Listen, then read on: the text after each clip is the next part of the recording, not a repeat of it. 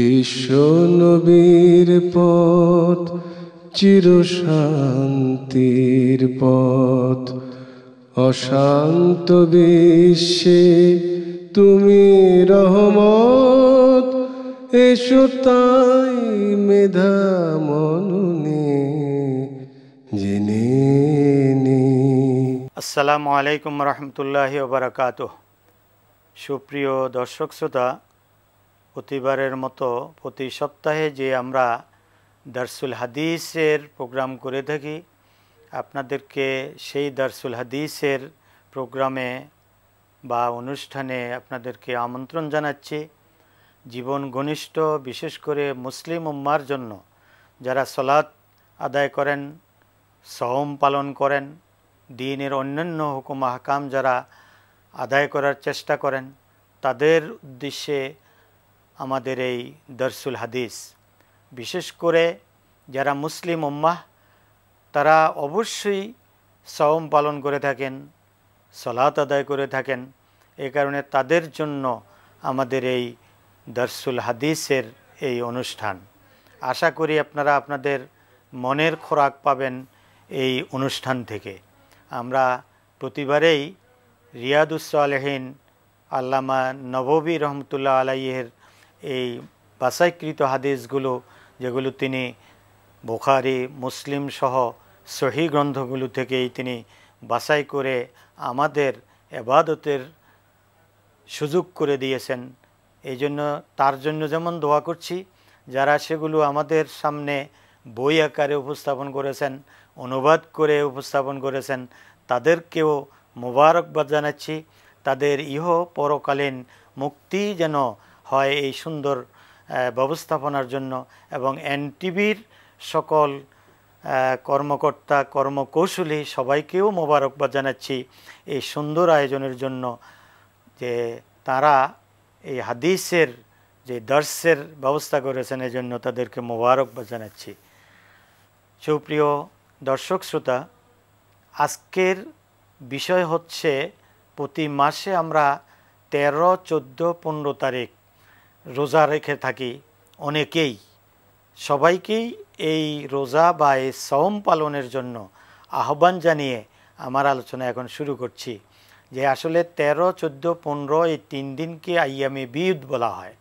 আইয়ামে বিদ মানে হলো যেটা এই পুরা মাসের মাঝামাঝির একটা সুন্দর ইবাদত, আল্লাহর পক্ষ থেকে আল্লাহর রাসূল সাল্লাল্লাহু আলাইহি ওয়াসাল্লামের উপস্থাপিত এই 3 দিনের সওম আমরা পালন করে থাকি আল্লাহকে রাজি খুশি করার জন্য। যদিও এটা মুস্তাহাব সুন্নত, এই কারণে এটাতে সওয়াব অনেক বেশি।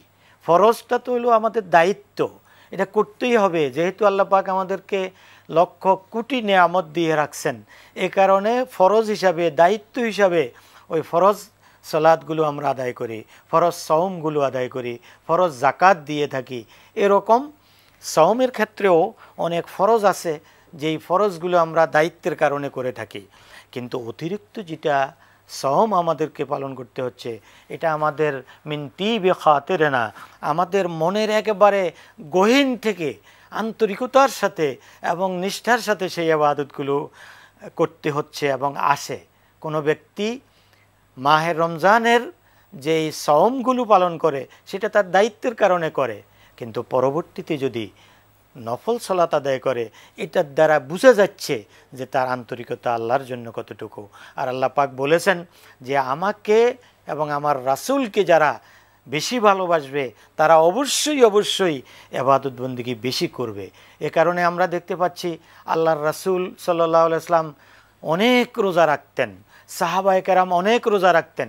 এমনকি সাহাবায়ে কেরাম আল্লাহর রাসূলের কাছে গিয়ে আরজ করেছিলেন, ইয়া রাসূলুল্লাহ, আপনার তো সকল গুনাহ, পিছনের এবং সামনের সকল গুনাহ আল্লাহ পাক ক্ষমা করে দিয়েছেন, এ কারণে আপনার ইবাদত বন্দেগী একটু কম করলেও চলে।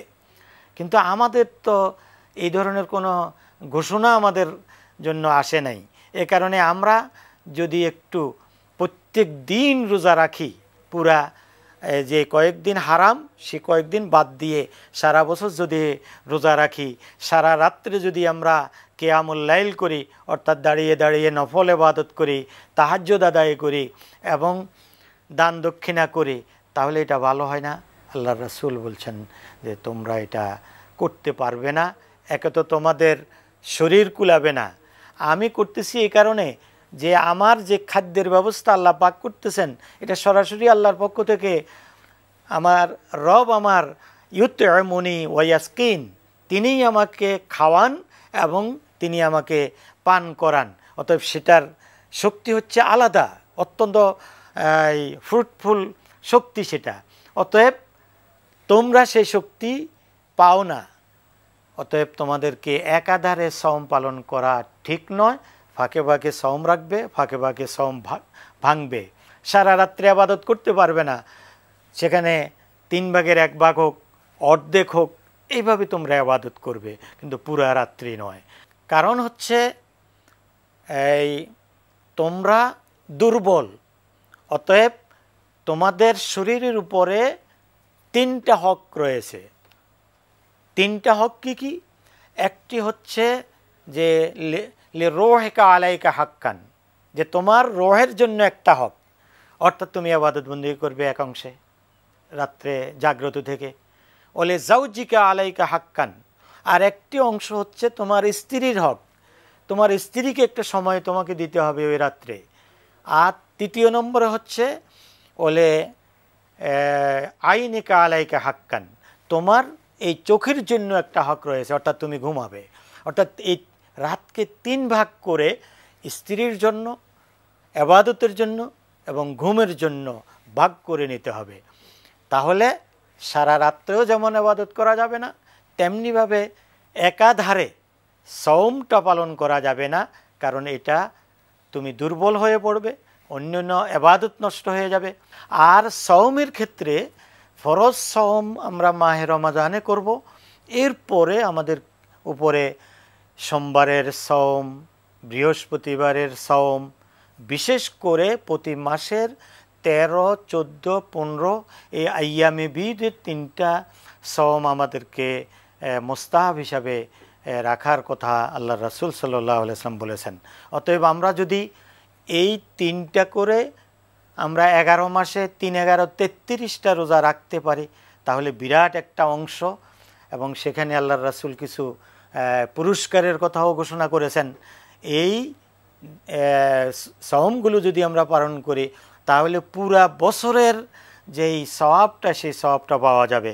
তাহলে আসুন আমরা হাদিসে আল্লাহর রাসূল সাল্লাল্লাহু আলাইহি ওয়াসাল্লাম কী বলছেন, আমাদের এই রিয়াদুস সালেহিন কিতাবে আল্লামা নববী যে হাদিসগুলো জমা করেছেন, সেই গ্রন্থের একটি হাদিস আমি আপনাদের সামনে উপস্থাপন করছি। সেটা হলো আন আবি হুরায়রা রাদিয়াল্লাহু তাআলা আনহু قال আওসানি খালিলি সাল্লাল্লাহু আলাইহি ওয়াসাল্লাম বিসালাসিন সিয়ামিন। আল্লাহর রাসূল অর্থাৎ আবু হুরায়রা রাদিয়াল্লাহু তাআলা আনহু বলতেছেন, আমার বন্ধু, আমার খালিল মুহাম্মদ সাল্লাল্লাহু আলাইহি ওয়াসাল্লাম আমাকে আওসানি ওসিয়ত করেছেন। বিশেষ করে কোনো নির্দেশ দিলে সেটাকে আওসানি আরবিতে ব্যবহার করা হয়, ওসিয়ত শব্দ ব্যবহার করা হয়।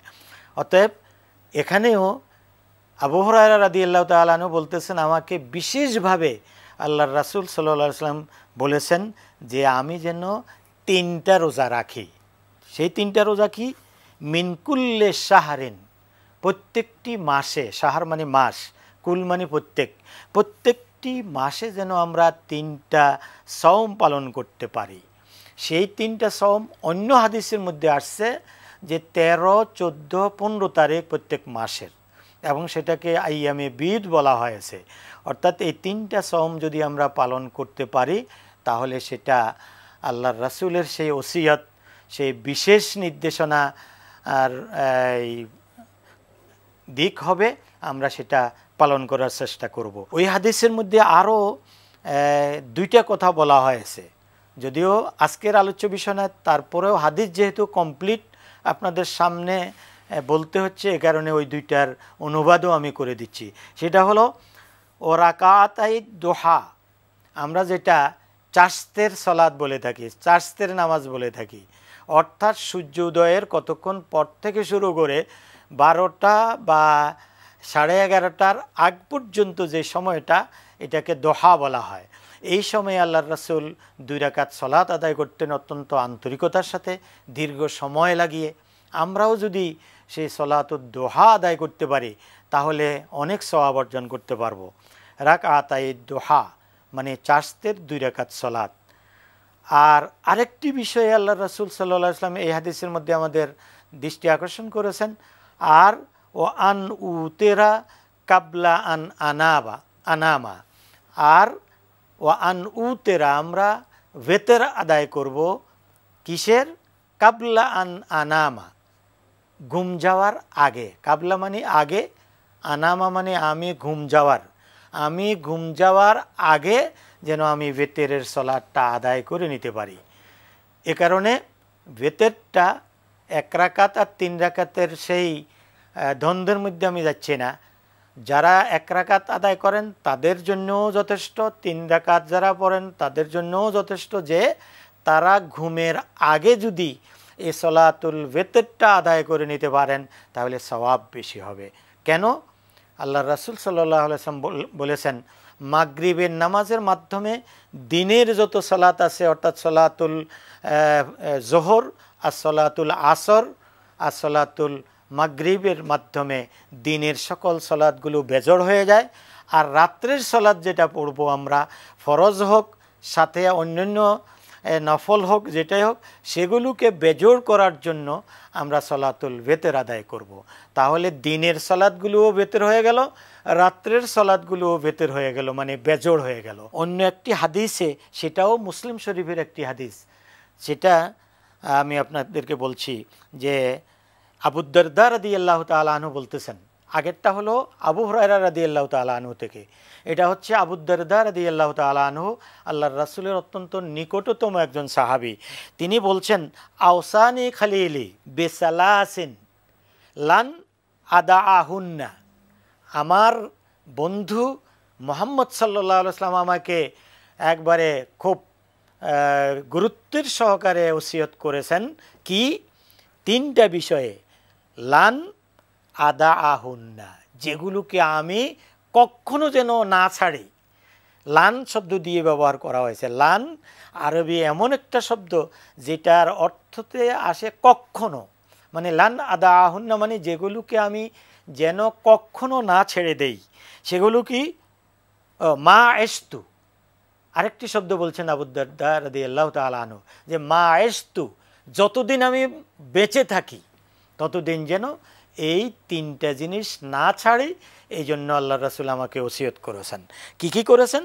বিসিয়ামি সালাসাতি আইয়ামিন মিন কুল্লি শাহরিন, প্রত্যেক মাসে যেন আমি 3টা রোজা বা 3টা সওম পালন করি।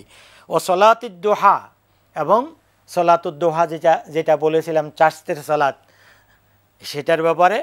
ও বেআন লা আনামা হাত্তা উতেরা, আমি যেন না ঘুমাই বেতের সালাত আদায় না করে, অর্থাৎ বেতের সালাত আদায় করেই আমি ঘুমের দিকে যাব। সেই সালাতটা রাত্রে 10টায় হতে পারে, অথবা এশার পরে যখনই আপনার সুযোগ হয়। আপনি যদি মনে করেন আপনি 10টায় ঘুমিয়ে পড়বেন, তাহলে ঘুমের আগে দিয়ে যদি আপনি এটা আদায় করে নিতে পারেন সবচেয়ে ভালো। আমরা অনেক সময় মসজিদের মধ্যেই সলাতুল ওয়েতের আদায় করি, এটা হবে, সমস্যা নেই, কিন্তু উত্তম হবে, সওয়াব বেশি হবে আপনি যদি আপনার ঘরের ভিতরে গিয়ে আপনার খাওয়া দাওয়া করে, তারপরে অন্যান্য নফল কিছু ইবাদত করে, শেষ সালাতটা যদি আপনি ভেতর দিয়ে আদায় করে আপনি ঘুমিয়ে পড়েন, এটা হবে সবচেয়ে বেশি সওয়াবের কাজ। আবু দারদা রাদিয়াল্লাহু তাআলা আনহু ওর এই হাদিসেও 3টি বিষয়, এবং আবু হুরায়রা রাদিয়াল্লাহু তাআলা আনহুর হাদিসেও ওই 3টি বিষয়ের প্রতি গুরুত্ব আরোপ করা হয়েছে। সেই সলাতুদ দোহা বলেন, সওম 3টা সওমের কথা বলেন, আর বেতেরের কথা বলেন। এই 3টা জিনিস 2টি হাদিসের মধ্যে অত্যন্ত গুরুত্ব সহকারে তারা তুলে ধরেছেন। আব্দুল্লাহ ইবনে আমর ইবনুল আস রাদিয়াল্লাহু তাআলা আনহু থেকে অত্যন্ত গুরুত্বপূর্ণ একটি হাদিস বর্ণিত হয়েছে, যেটা তিনি সরাসরি বলতেছেন যে আল্লাহর রাসূল সাল্লাল্লাহু আলাইহি ওয়াসাল্লাম ইরশাদ করেন যে সাওমু সালাসাতি আইয়ামিন, প্রত্যেক মাসের 3টি সওম, 3টি রোজা, কি শাহরে সৌমুদ্দাহারে কুল্লুহু, সারা এই দাহার বলতে যদি 1 বছরকে বোঝায় তাহলে 1 বছরের রোজার সমান। আর দাহার বলতে যদি যুগকে বলা হয়, 12 বছরকে বলা হয়, তাহলে 12 বছরের ইবাদতের সমান। আর দাহার বলতে যদি শতাব্দীকে বোঝায় তাহলে 100 বছরের সওয়াব। দেখেন এই হাদিসটা কত গুরুত্বপূর্ণ। 1 বছর হোক, 12 বছর হোক, অথবা পুরা শতাব্দীতে যদি হয় দাহার, তাহলে 1 শতাব্দীর সওয়াব পেয়ে যাবেন আপনি এই 3টা রোজার মাধ্যমে।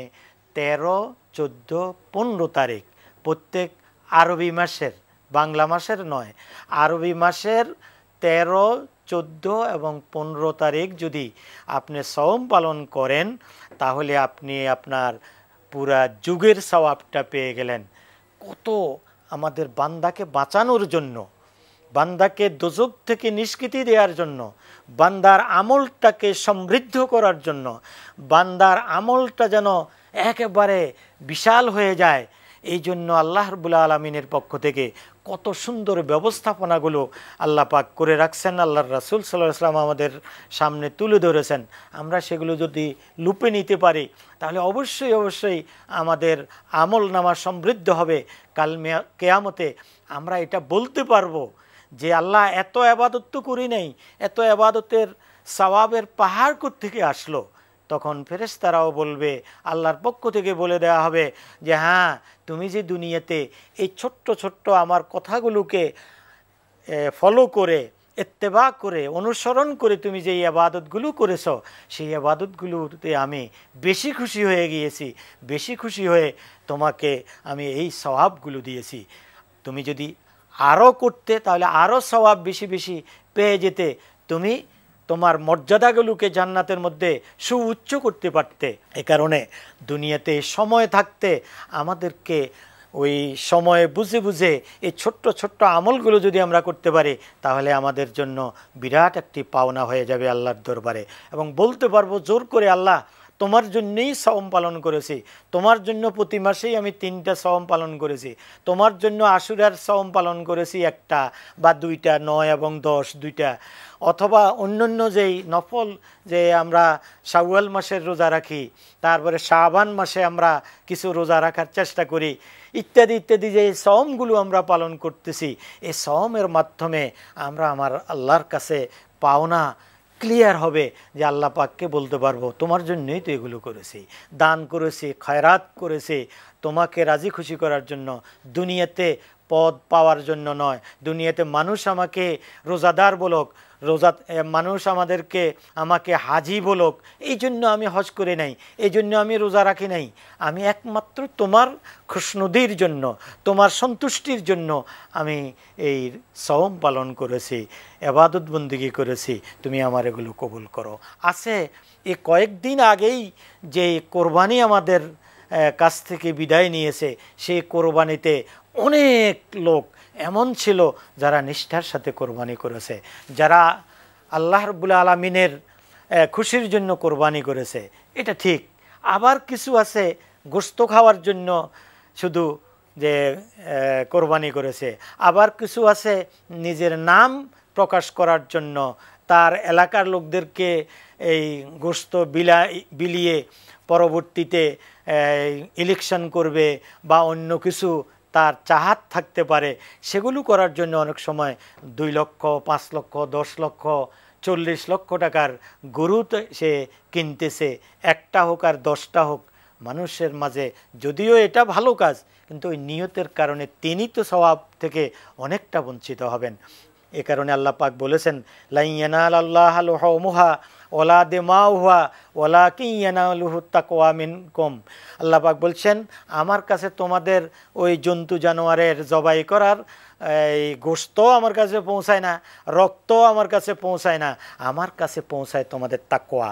এই তাকওয়া থাকা দরকার, যেমন সলাতে তেমন এই সওমে তেমন অন্যান্য ইবাদতগুলোর মধ্যে তাকওয়া থাকতে হবে, যে আল্লাহকে ভয় করি আমি এটা করতেছি, আমাকে আল্লাহর দরবারে হাজিরি দিতে হবে, এমন হাজিরি যে সেখান থেকে আর ফিরে আসার কোনো সুযোগ নাই, ব্যাক করার কোনো সুযোগ নাই। আমার এই আমল নামাগুলো আমার সাথে যাবে। কবরে যখন আমাকে রাখা হবে তখন নতুন একটা কাপড় দিয়ে আমাকে শোয়ানো হবে। সেই সময়ে এই সলাত আমার পাশে এসে দাঁড়াবে, সওম এসে আমার কবরের পাশে আমার মাথার পিছনে মাথার পাশে এসে দাঁড়াবে, অন্যান্য আবাদতগুলো আমার পাশে এসে দাঁড়াবে। আল্লাহর রাসূলের হাদিস এগুলো আছে যে তারা এসে দাঁড়াবে আর ফেরেশতাকে বলবে যারা প্রশ্ন করতে আসবে যে এই লোককে প্রশ্ন করার কোনো প্রয়োজন নাই, এই লোক দুনিয়াতে সওম আদায় করেছে আল্লাহর জন্য, সলাত আদায় করেছে আল্লাহর জন্য, আমরা সাক্ষী। অতএব তাকে এই কথা বলুন যে নাম কানাউমিল আরুস, নবদুলাকে যেরকম মানুষ ডিস্টার্ব করে না, তারা নির্বিঘ্নে ঘুমিয়ে পড়ে, তাদের কোনো টেনশন থাকে না, এমনিভাবে তখন ওই কবরবাসীকে বলবে যে তুমি নাম কানাউমিল আরুস, ঘুমাও যেমন নবদুলা ঘুমায়।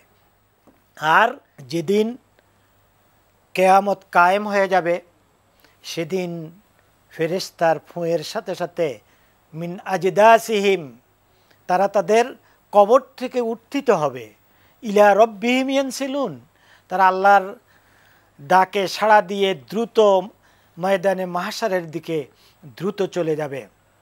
সেদিন কবরবাসী যারা জান্নাতি, যারা তারা ইবাদত করেছে, সওম পালন করেছে, সালাত আদায় করেছে, তারা বলবে ইয়া আল্লাহ, মাত্র ঘুমাইলাম, ঘুম থেকে কে আমাকে জাগাইলো? যে আমি তো আমার ঘুম থেকে উঠার কথা না এত তাড়াতাড়ি, এতটুকু সময়, বিশাল সময় চলে যাবে।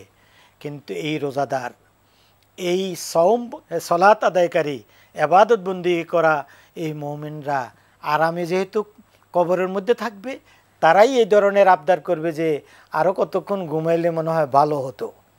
এ কারণে আসুন আমরা সালাত যথাযথভাবে আদায় করি, সওম পালন করি, প্রতি মাসে কমপক্ষে 3টা যদি আদায় করতে পারি। যে সময় স্বাস্থ্য খারাপ থাকে সে সময়ের কথা আমি বলছি না, বরং আপনার স্বাস্থ্য যদি সুন্দর থাকে, মনোবল থাকে, তাহলে অবশ্যই প্রতি মাসে 13, 14 এবং 15 তারিখের সওমটা রাখার চেষ্টা করবেন। আল্লাহ রাব্বুল আলামিন আমাদের সবাইকে তাঁর ইবাদত বন্দি করার তৌফিক দান করুক। পাশাপাশি আমরা যেন তার সওয়াব থেকে, তার পুণ্য থেকে, তার আনুগত্য থেকে আমরা দূরে সরে যেতে না হয়, তাঁরই ছায়ায়, তাঁরই রহমতের ছায়ায় যেন আমরা বাস করতে পারি, সেই তৌফিক কামনা করে আগামী প্রোগ্রাম দেখার আমন্ত্রণ জানিয়ে এবং এই রিয়াদুস সালেহিনের পুরা বইটা আপনাদের সঞ্চয়ে রাখার আবেদন রেখেই আমার আলোচনা এখানে শেষ করছি। ওয়া আখিরু দাওয়ানা আনিল হামদুলিল্লাহি রাব্বিল আলামিন। বিশ্ব নবীর পথ চির শান্তির পথ, অশান্ত বিশ্বে তুমি রহমত।